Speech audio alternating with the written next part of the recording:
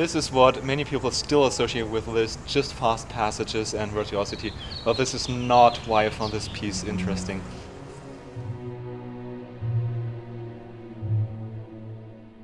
The point when I got really fascinated about this piece is when I found out Liszt has a melody for love and he has a melody for the devil, but they're both the same. It took me a long while to find that out because you don't hear it at all. This is the motive of love.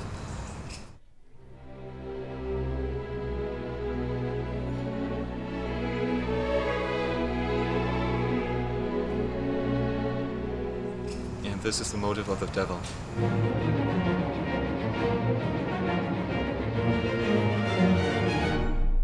They sound as different as you would imagine, but they have the same melodic shape. Even if you're not a musician, you can see it. The note heads are arranged in the same way. If you connect them to a line, you get the same shape.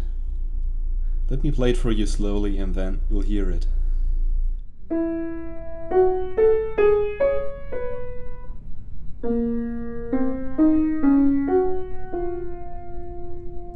And now on the right speed.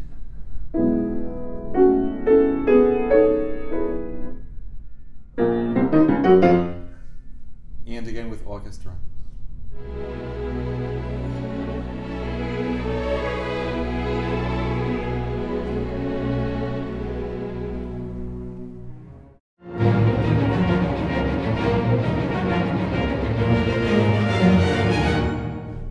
So what's the meaning of that? Musicologists try to explain it. In the Faust story, where Liszt got his ideas from, the devil says about himself, "I'm the spirit who eternally denies." So he's the spirit of negotiation. He doesn't see sense in anything, he's just laughing at everything.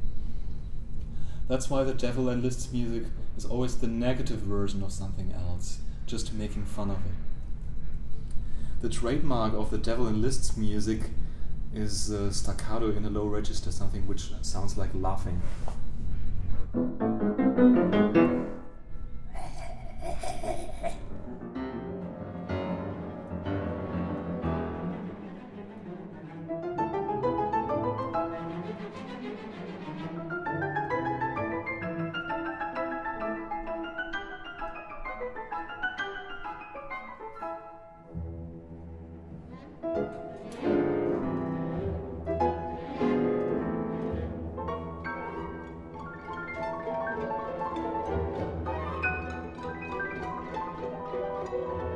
That's also what most CD booklets of Liszt's music agree on.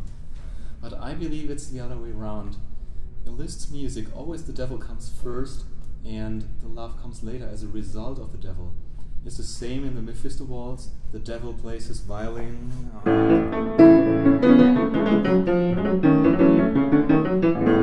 And then people get passionate.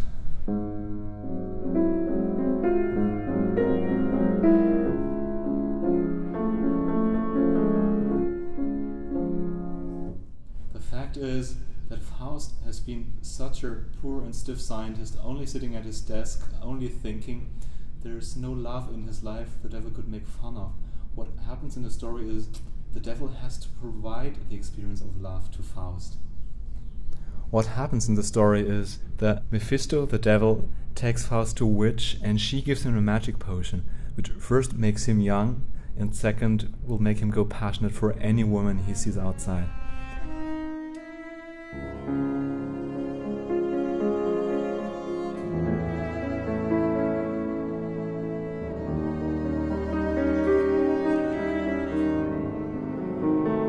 That actually happens. He goes out, he sees Gretchen, and immediately he goes, "Oh my God, is this woman beautiful?"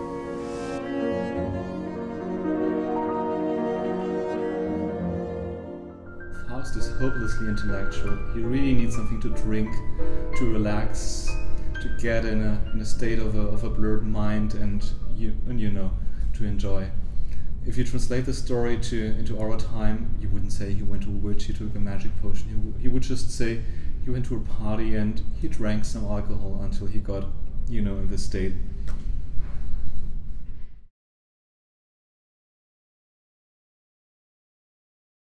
Liszt had the perfect harmonic language to express this state of a blurred mind. The harmonies are extremely sweet, extremely lush, but not honest. It's always something else than we would expect. For example, what would you expect after such a chord? A normal progression would be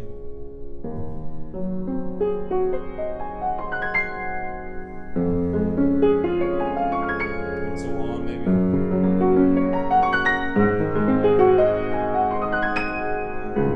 And going back. But Liszt instead does.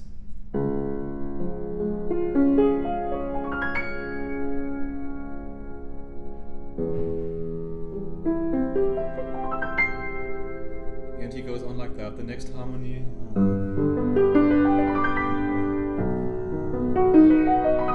He makes us go all the time.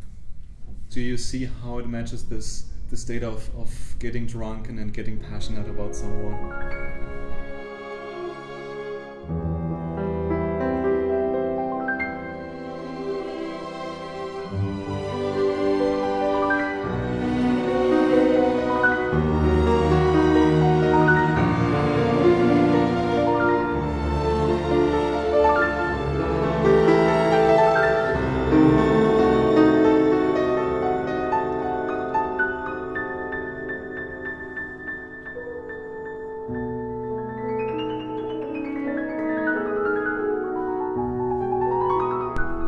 Is this relevant for me as a performer?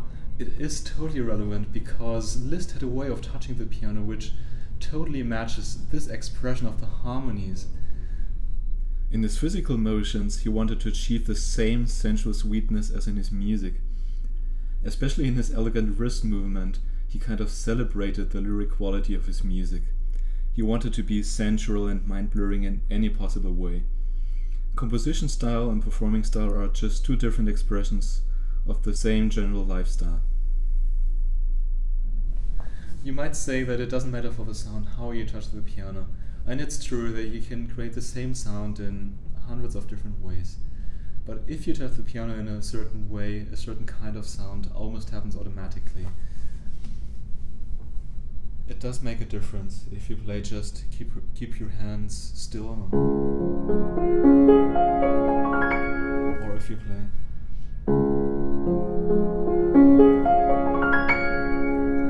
And as you notice, this also makes me much more flexible about tempo, flexibility and rubato.